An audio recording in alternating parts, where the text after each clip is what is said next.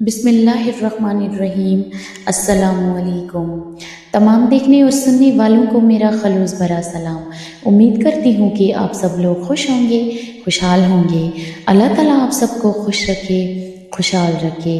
Video دیکھنے سے پہلے اگر آپ میرے چینل پہ نئے ہیں تو پلیز میرے اس چینل کو لائک، شیئر اور سبسکرائب کر دیں، ساتھ میں بیل آئیکن بھی پریس کر دیں تاکہ میری آنے والی جو بھی نوٹیفیکیشن ہو وہ سب سے پہلے آپ تک پہنچے۔ چلیے شروع کرتے ہیں پھر ہم آج کی ویڈیو۔ پھر مجھے کربلا یاد آ گیا کہ یہی مہینہ تھا، 10 محرم تھی اور جمعے کا دن تھا اور نماز کا وقت داخل ہوا تو امام علی مقام نے اپنے لشکر کے سردار زہیر سے فرمایا ان سے کہو جنگ بند کریں یا تھوڑی دیر کے لیے رک جائیں، میں نماز پڑھ لوں، ہمیں نماز پڑھنے دیں۔ تو زہیر نے گھوڑا آگے بڑھا کر کہا شمر سے تھوڑی مہلت دو، ہم نماز پڑھ لیں، پھر تم نے جو مرضی کرنا ہے، نماز تو پڑھنے دو۔ شمر نے کہا ہم نماز نہیں پڑھنے دیں گے۔ ایک اور کوفی کھڑا تھا، اس کا نام حسین بن نمیر، انہوں نے کہا تمہاری نماز ہوتی ہی نہیں۔ انہوں نے کہا لعنت ہے تم پر، جس گھر کی طفیل نماز ملی ان کی نہیں ہوتی۔ پھر انہوں نے واپس آ کر عرض کی حضور وہ نماز پڑھنے کے لیے جنگ نہیں روکیں گے۔ کہا اچھا پھر ہم نماز تو نہیں چھوڑ سکتے۔ میرے رب کی قسم اگر حسین نماز نہ پڑھتے تو انہیں کوئی فرق نہ پڑتا، لیکن ایک فرق پڑتا کہ پھر پیغام ادھورا جاتا، میسج ادھورا جاتا، اور میسج یہ دینا تھا کہ زیر خنجر بھی یہ پیغام سنایا ہم نے کہ ہم نے تلوار کی دھاروں کے نیچے بھی سر جھکانا ہے، اور ہم نے تڑپتے جسموں کے ساتھ بھی سجدہ کرنا ہے، اور ہم نے زخمی جسموں کے ساتھ بھی اللہ کے سامنے رکوع کرنا ہے، اور ہم نے خون آلود جسموں کے ساتھ بھی رب کے سامنے کھڑے ہو کے آنے والی نسلوں کو پیغام دینا ہے کہ نماز وہ ہے جسے اس وقت میں بھی نہیں چھوڑا جا سکتا، تاکہ کوئی یہ کہہ نہ سکے میں کیسے پڑھتا، میری جاب تھی میں کیسے پڑھتا، میری آنکھ نہیں کھلتی میں کیسے پڑھتا، میری عادت نہیں۔ اللہ کی قسم یہ جنتی نہیں تھے، جنت کے سردار تھے، صرف جنتی نہیں تھے، جنت کے سردار تھے، صرف جنتی نہیں جنت کے سردار۔ اور یہ سرداری کب ملی؟ محنت کے بعد نہیں، پہلے ہی ابھی ماں کا دودھ نہیں چھوٹا تھا کہ میرے نبی نے فرمایا حسن حسین جنت کے نوجوانوں کے سردار ہیں،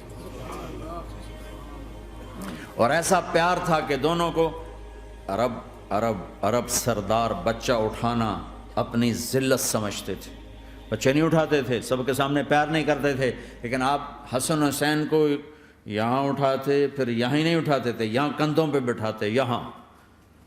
اور ایک عرب بدو حیران ہو کے دیکھ لیں، یا رسول اللہ یہ آپ کیا کر رہے ہیں؟ مطلب یہ کتنی عیب کی بات ہے کہ آپ جیسا سردار اور یہاں بچوں کو بٹھایا ہوا ہے۔ کہنے لگا آپ ان سے بہت پیار کرتے ہیں؟ کہا ہاں میں ان سے بہت پیار کرتا ہوں، اور صرف میں نہیں کرتا، اللہ بھی ان سے پیار کرتا ہے۔ اور بتاؤں جو ان سے پیار کریں گے اللہ ان سے بھی پیار کرے گا، جو ان سے محبت کریں گے اللہ ان سے بھی محبت کرے، اللہ بھی ان سے محبت کرے۔ پھر ہم نے دعا مانگی یا اللہ جو ان سے پیار کرے تو ان سے پیار کر، جو ان سے بغض رکھے تو ان سے بغض رکھ۔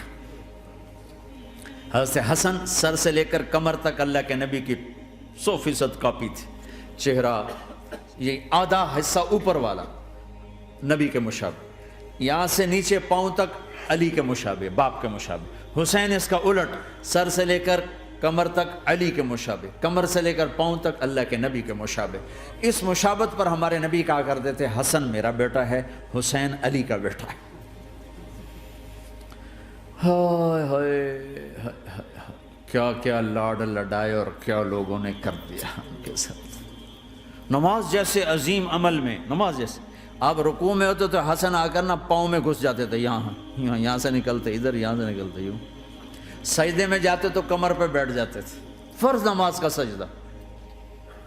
تو ایک دفعہ پہلی دفعہ جب یہ قصہ ہوا تو آپ نے سجدہ لمبا کر دیا، بچے کے اتارا نہیں، اٹھے نہیں، سجدہ لمبا کر دیا۔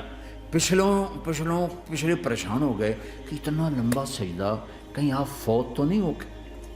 تو جو پہلی صف میں تھے نا انہوں نے یوں کر کے دیکھا، چکر کی وہ دیکھا تو حسن کمر پہ چڑھے ہوئے، تو قریب ایک آدمی نے آگے ہاتھ بڑھا کے کھینچنا چاہا، تو آپ نے یہاں سے دیکھا ہاتھ آ رہا ہے، تو تو آپ نے اپنے ہاتھ سے یوں اشارہ، نماز میں یوں اشارہ کیا کہ میرے بچے کو نہ چھڑو۔ جب حسن خود اترے پھر آپ سجدے سے اٹھو۔ کبھی حسین چڑھ جاتے تھے، کبھی حسن دونوں ہی چڑھتے تھے، یہ اس طرح حسن کے بعد کبھی یہ کبھی وہ، کبھی یہ کبھی وہ۔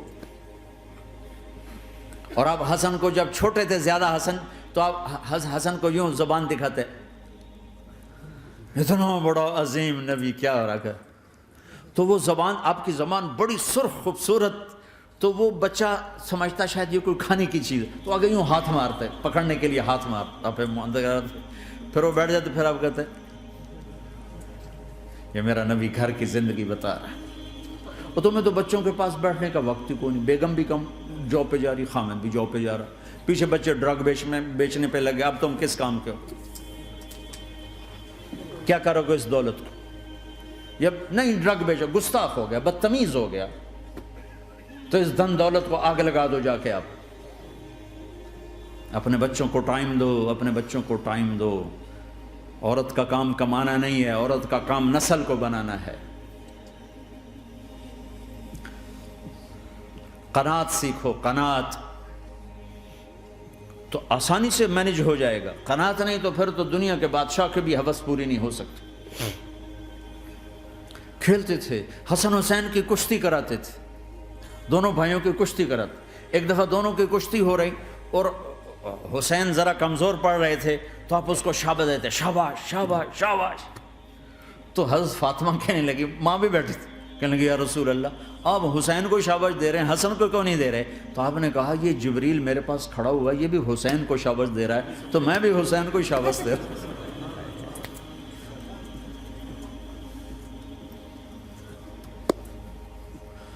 ایسی ہستیاں،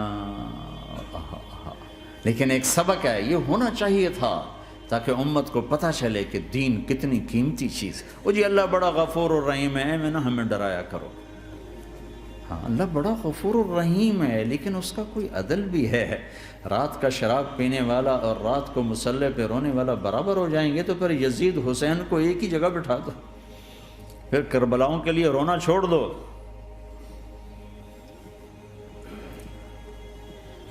رات کو ناچنے والی، رات کو رونے والی برابر ہو جائیں گے، سود کھانے والا، حلال کھانے والا برابر ہو جائیں گے، شراب بیچنے والا اور مزدوری کرنے والا برابر ہو جائیں گے، جھوٹ بولنے والا، سچ بولنے والا برابر ہو جائیں گے۔ افنجعل المسلمین کالمجرمین ما لکم کیف تحکمون ام لکم کتاب فیہ تدرسون۔ اس سے زیادہ واضح کیا بتاؤں کہ میرا رب کہتا ہے کون سی کتاب میں لکھا ہوا ہے کہ ماننے والا نہ ماننے والا برابر کر دوں گا؟ کون سی کتاب میں؟ اللہ کو یہ کہنا پڑ رہا ہے ام لکم کتاب فیہ تدرسون، کس کتاب میں یہ لکھا ہوا ہے؟ ام نجعل المتقین کالفجار، ایک بدماش اور ایک فرمانبردار کو برابر کر دوں؟ کہاں لکھا ہوا ہے؟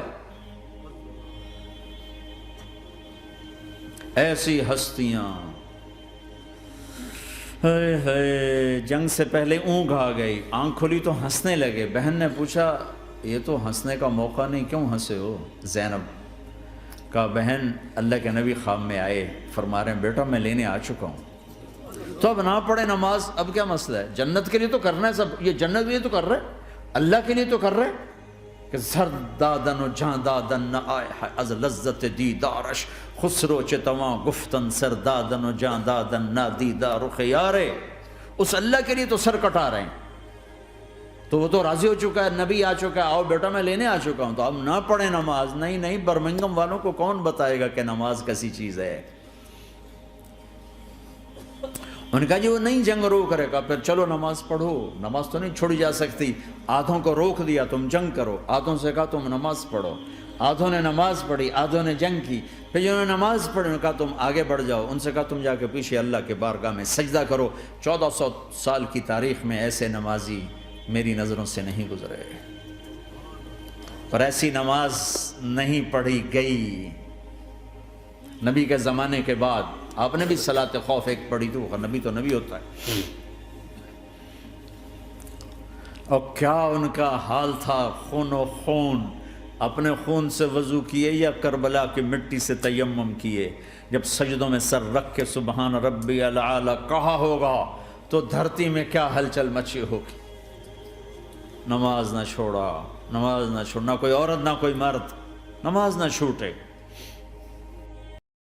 جزاک اللہ۔ امید کرتی ہوں کہ میری یہ ویڈیو آپ کو پسند آئی ہوگی۔ ملتی ہوں آپ سے کسی دوسری ویڈیو میں، تب تک کے لیے اللہ حافظ۔